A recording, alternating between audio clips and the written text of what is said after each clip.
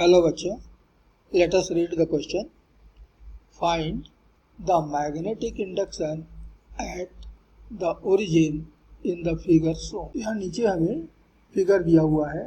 इस फिगर में हम देख रहे हैं कि एक वायर को डिफरेंट शेप में मोड़ा गया है। जैसे कि ये पहला पार्ट जो है ये स्ट्रेट है, इधर पे मुड़ गया। ये सेकेंड पार्ट भी स्ट्रेट है, लेकिन ये एक आर्क है। फिर ये स्ट्रेट पोर्शन, फिर ये एक आर्क, फिर ये स्ट्रेट पोर्शन और फिर से ये एक स्ट्रेट पोर्शन ही है। इसमें कुछ वायर एक्स वाई प्लेन में है, 1 2 3 4 5 और 6। ये 6 के 6 एक्स वाई प्लेन में है, जबकि 7th जो है वो जेड एक्सिस के पैरेलल है, अर्थात एक्स वाई प्लेन के परपेंडिकुलर है और सब में करंट सेम फ्लो हो रहा है। तो हमें ओरिजिन, ये हमारा ओरिजिन है ओ, यहाँ मैग्नेटिक फील्ड या मैग्नेटिक इंडक्शन इस पूरे करंट के कारण कितना होगा ये बतलाना है। तो इस क्वेश्चन का जो की कॉन्सेप्ट हमको मिल रहा है वो है की concept magnetic effect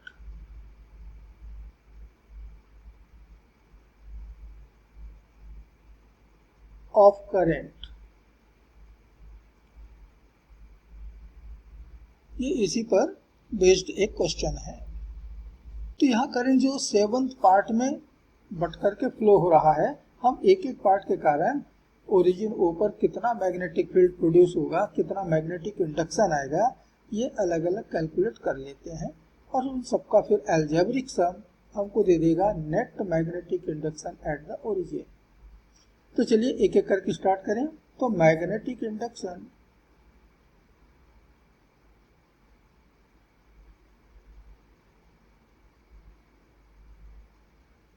at origin due to current in part 1। पहले पार्ट में जो करंट फ्लो हो रहा है उसके कारण ओरिजिन पर कितना मैग्नेटिक इंडक्शन आएगा। चलिए हम इसको B1 कहते हैं। ये बराबर होगा 0, क्योंकि कोई भी करंट जिस पॉइंट्स पर हमको मैग्नेटिक इंडक्शन कैलकुलेट करना है वो उसी पॉइंट से होकर के पास हो रही हो या उसकी बढ़ी हुई लेंथ पास हो रही हो तो उनका मैग्नेटिक इंडक्शन 0 होता है। हमारा पार्ट 1 आप देख रहे हैं कि पॉइंट O से पास हो रही है और इसलिए पार्ट 1 कोई मैग्नेटिक इंडक्शन वहाँ प्रोड्यूस नहीं करेगा। इसी प्रकार हम देख रहे हैं कि पार्ट 2 भी नहीं कर पाएगा, वो भी ओरिजिन से होकर के गुजर रहा है, तो B2 भी यहाँ पर 0 हो गया। फिर हम देख रहे हैं कि पार्ट 4 की बढ़ी हुई लेंथ ओरिजिन से होकर के गुजर रहा है, ये भी मैग्नेटिक इंडक्शन प्रोड्यूस नहीं कर पाएगा, तो B4 भी 0 हुआ। एंड सिमिलरली B6, ये सबके सब 0 के बराबर मिलेंगे। तो दिए गए नेटवर्क में 4 पार्ट ऐसे हैं 1 2 4 और 6 जो कोई भी मैग्नेटिक इंडक्शन प्रोड्यूस नहीं कर रहे हैं। तो बाकी जो बच गए 3 5 और 7, केवल इन्हीं के कारण हमको मैग्नेटिक इंडक्शन वहां पर मिलेगा। तो चलिए अब कैलकुलेट करते हैं कि पार्ट 3 जो है वो कितना मैग्नेटिक इंडक्शन देगा। तो मैग्नेटिक इंडक्शन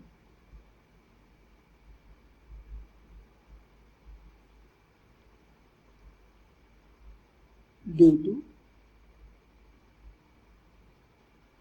3। तो पार्ट 3 में जो करंट फ्लो हो रहा है वह तो एक आर्क में फ्लो हो रहा है, और जब आर्क में करंट में फ्लो होता है तो मैग्नेटिक इंडक्शन मिलता है μ0/4 पाई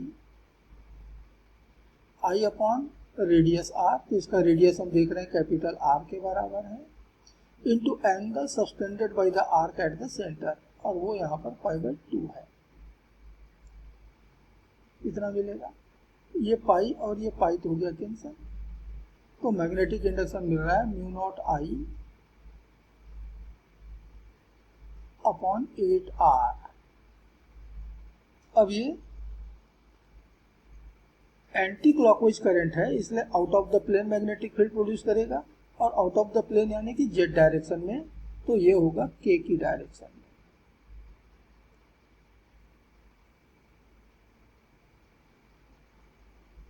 तो नेक्स्ट हम कैलकुलेट करते हैं मैग्नेटिक इंडक्शन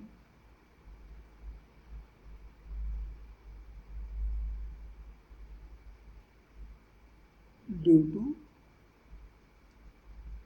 पार्ट 5। पार्ट 5 भी एक आर्क है, तो इसका जो मैग्नेटिक इंडक्शन होगा V5 बराबर मिलेगा उसी फॉर्मूले से म्यू नॉट अपॉन 4 पाई आई अपॉन रेडियस। यहाँ देख रहे हैं कि हमारे आर्क का रेडियस यहाँ पर 2r हो गया है, into angle subtended by the arc at the centre, और ये भी π/2 एंगल ही बना रहा है।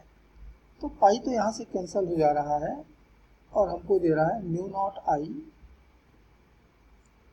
अपॉन 16r, और ये भी मैग्नेटिक फील्ड जो है वो k के डायरेक्शन में है, यानी z डायरेक्शन में हमको मिल रहा है। और लास्ट में मैग्नेटिक इंडक्शन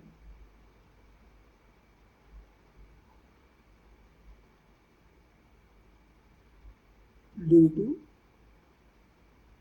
द पार्ट 7, इसके मैग्नेटिक इंडक्शन को हम B7 ही कहते हैं। चलिए, ये बराबर होगा, अब देखिए कि 7th पार्ट जो है वो एक स्ट्रेट वायर है जो इन्फिनिटी तक गया हुआ है, इन्फिनिटी तक लंबा, वो इनफाइनाइट लेंथ का है, लेकिन पॉइंट हमारा O जो है इसके एक एंड के ठीक सामने r डिस्टेंस पर है।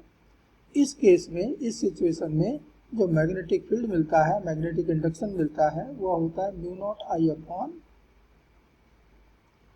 4 पाई r, r की जगह r ही होगा। और right hand palm rule number 1 हम अप्लाई करें तो ये मैग्नेटिक फील्ड मिल रहा है अलोंग y डायरेक्शन, और y डायरेक्शन का मतलब j की डायरेक्शन में।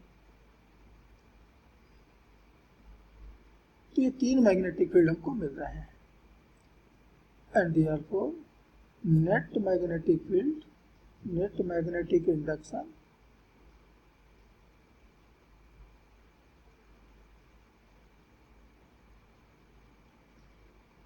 B बराबर मिलेगा B3 plus B5 plus B7, इन तीनों मैग्नेटिक फील्ड का वेक्टर सम। तो हमारा B3 है mu not I upon 8r k की डायरेक्शन में, mu not I upon 16r k की डायरेक्शन में, ये B5 है, दोनों सेम डायरेक्शन में है। तो B3 की वैल्यू है mu not I upon 8r in the direction of k, और ये है mu not I upon 16r, और ये भी k की डायरेक्शन में है, और ये तो है mu not I upon 4 pi r, लेकिन ये j की डायरेक्शन में है। दोनों सेम डायरेक्शन में, फर्स्ट और सेकंड k की डायरेक्शन, इनको तो हम आपस में जोड़ सकते हैं, तो इनको हमने ऐड कर दिया, तो आ गया 3 mu not I upon 16r, ये k की डायरेक्शन में, plus mu not I upon 4 pi r, ये j की डायरेक्शन। तो यहाँ से हमें mu not I upon 4r ये दोनों से कॉमन मिल रहा है। तो ओरिजिन पर मैग्नेटिक इंडक्शन हमको मिल रहा है B इज इक्वल टू, हमने mu not I upon 4r को कॉमन ले लिया,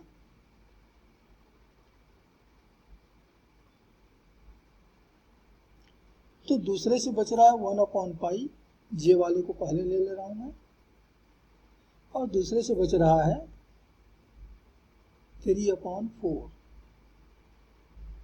ये k की डायरेक्शन में। तो ये होगा हमारे ओरिजिन पर नेट मैग्नेटिक इंडक्शन दिए गए नेटवर्क के कारण, और ये इस क्वेश्चन का फाइनल आंसर है। Hope you understood it well, best of luck.